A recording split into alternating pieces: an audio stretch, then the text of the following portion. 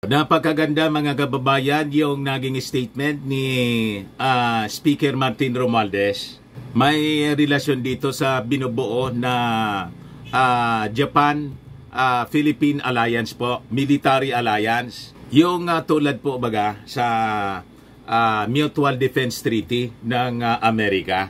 So i-update namin kayo kung ano yung progress ng pag-uusap po. Kasi si Martin Romualdez po ay laging kasama ng ating Pangulong Bongbong Marcos sa kanyang mga foreign trips. Ay, galing sa Japan sila na magpinsan mga kababayan. So sabi diyan, Philippine-Japan Alliance to promote regional peace, stability amid China aggression. Sabi po ni Martin Romualdez. At nagustuhan din siya siyempre kasi naayon siya sa vision ng ating mga security officials. So sabi dyan, balikatan like military exercise between Philippines and Japan eyed with ship progression of RAA. Sabi po ni National Security Assistant Director Jonathan Malaya. Di ba mga kababayan, talagang si Martin Romualdez, trabaho lang yung inaatupag po niya. Hindi niya tulad ni Inday kung ano-ano yung ginagawa. Yun nga po mga kababayan yung masama.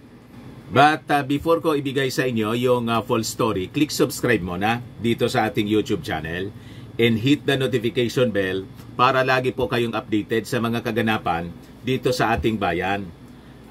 Like and share na rin po ninyo ng ating video. At wag na rin po ninyo mga kababayan na skip yung ating mga commercial ads para tuloy-tuloy lang ang pag-unlad ng bagong Pilipinas. Sa mga naghahanap pala po ng malinis and spacious fitness gym, punta lang po kayo sa aming Colossal Fitness Gym.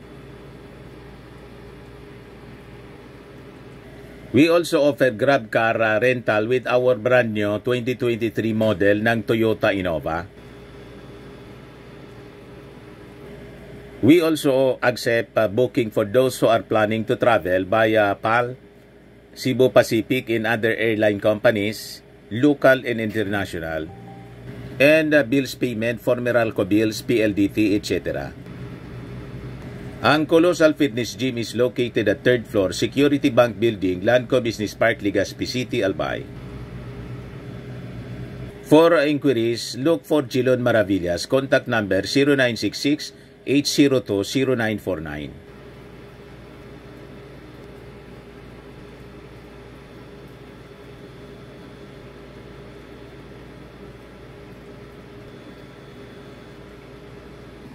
Ayos pa? Ayos na ayosan niya Mr. Maravillas.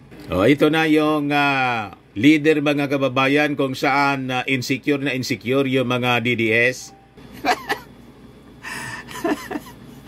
Bukang bibig si Martin Romualdez na mga DDS. Inaaraw-araw po yung paninirang puri. Sabi nila, yung si Martin Romualdez wala mang numero sa survey daw. Pero inaaraw-araw nila. So, ang ibig sabihin, mga kababayan, kinikilala nila na isang napakalaking threat sa ambisyon ni Inday. Na wala pa man pong naipapakita nga maayos na performance bilang DepEd Secretary. Gusto nang tumakbo, patakbuhin ng kanyang mga alipores po, na magpresidente. Wala pa man napapatunayan other than mga kababayan yung 11 days na paglunok ng confidential funds. World record niya yon, Mr. Maravillas. Guinness. 11 days. Kung pinano yon, talagang kamangha-mangha. Diba? Pero tingnan ninyo ito, si Martin Romualdez, mga kababayan, na inaaway araw-araw. Tutok na tutok sa kanyang trabaho. Sabi niya, Philippine-Japan Alliance to promote regional peace, stability amid China aggression.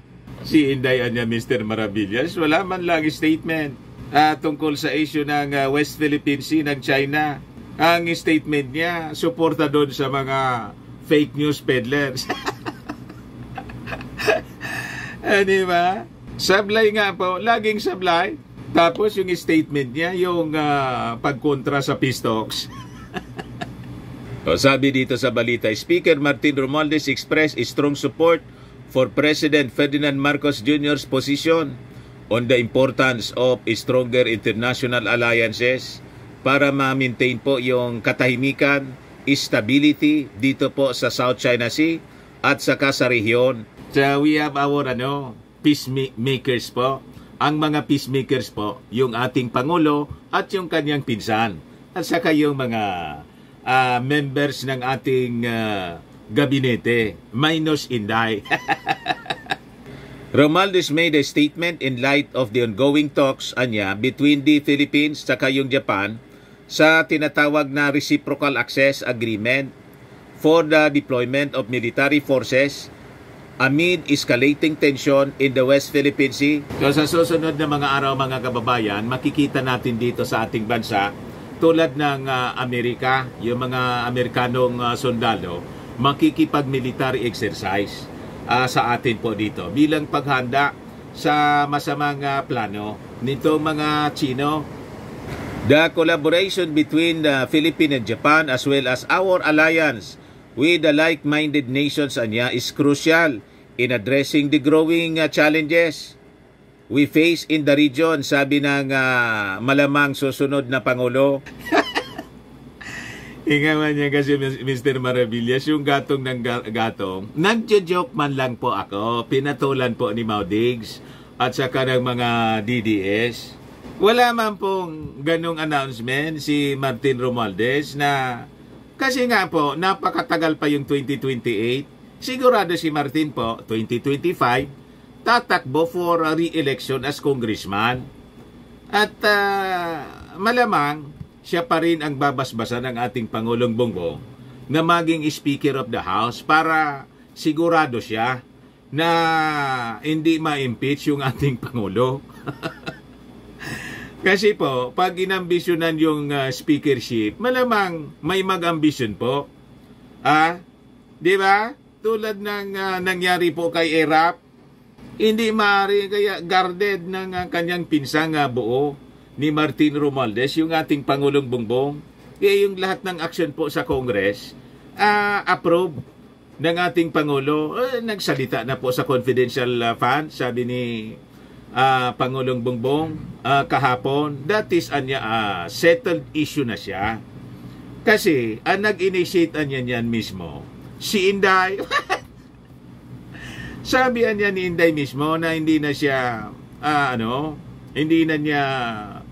hindi na siya interesado doon. Joke man lang pala yun ni Inday.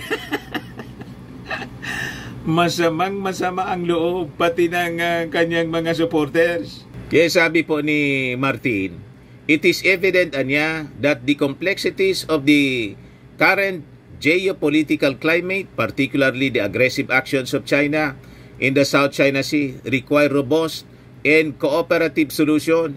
Yung safety and prosperity of our region hands on our ability to work together. The Philippines, under the leadership of President Marcos, remains steadfast in its resolve to promote regional stability, peace in progress. Sabi po ni Martin, while we remain committed to defending our national interest in upholding our sovereign rights, it is equally imperative to pursue diplomatic avenues and peaceful engagements. Romualdez also highlighted the significance of the 2016 ruling by the Permanent Court of Arbitration, which invalidated China's expansive claims in the South China Sea. Sabi niya, this ruling is an essential component of the legal framework governing our actions and stands as a testament to our commitment to international law and order. Ito po yung ruling mga kababayan na ang sabi ni Maudigs, papilman lang anya yan. Gustong itapon sa basurahan mga kababayan ni Maudigs. Pinabura na tayo, yung ating mga mamamayang Filipino, yung ating bansa. Pinabura na ng United Nations. Ayaw pa ni Maudigs, binabaliwala niya mismo. Saan ka nakakita ng ganong uri ng leader, mga kababayan? Kaya sabi po ni Jonathan na Malaya, ito anyang balikatan like military exercise between the Philippines and Japan. Laking tulong anya ito. So magkakaroon anya tayo ng military exercise similar to di balikatan. A permanent drill between the Philippines at yung United States militaries. Once anya yung proposed Reciprocal Access Agreement or RAA ma-finalize. So sabi ni Malaya, the governments of the Philippines and Japan are keen on fast-tracking the establishments of RAA to boost the cooperation of each other's militaries amid the emerging security concerns in the Indo-Pacific region. So ito yung napag-usapan ng ating Pangulong Bongbong at ni Japanese Prime Minister Fumio Kishida as they agreed to reach an early conclusions of RAA during the 50th Association of Southeast Asian Nations ASEAN-Japan Commemorative Summit sa Tokyo, kung saan mainit na winelcome ng mga Japanese officials yung ating Pangulo, si Martin Romualdez and other officials ng ating delegation. Pero yung mga kampo ni Inday, binastos mga kababayan si Martin. O yan po, mga kababayan. Nakangiti pa rin si Martin. Ayan man lang po. Baka lang gusto ninyo po itong itry. Firmax Firming and Lifting Cream. Pinapahid po sa mga pulses in affected area. Mainam po sa paninigas na mga kaso-kasoan. Ito naman po, Automax Radiant Serum. Sa mukha naman yung application. Anti-aging po siya. You will look 10 years younger than your age. Sa mga cancer patients naman po, baka lang gusto ninyo itong itry. Ning siya red mixed fruit drink. Hindi man po siya gamot, food supplement siya. Kaya lang, gawa siya mga kababayan sa goji berry. Yung goji berry may anti-cancer properties. Ayos pa. O, yung mga inquiries ninyo, dumiritso na lang kayo sa aming messenger sa Facebook para masagot namin agad. Ako po si Dante Maravillas. Bye-bye po. God bless.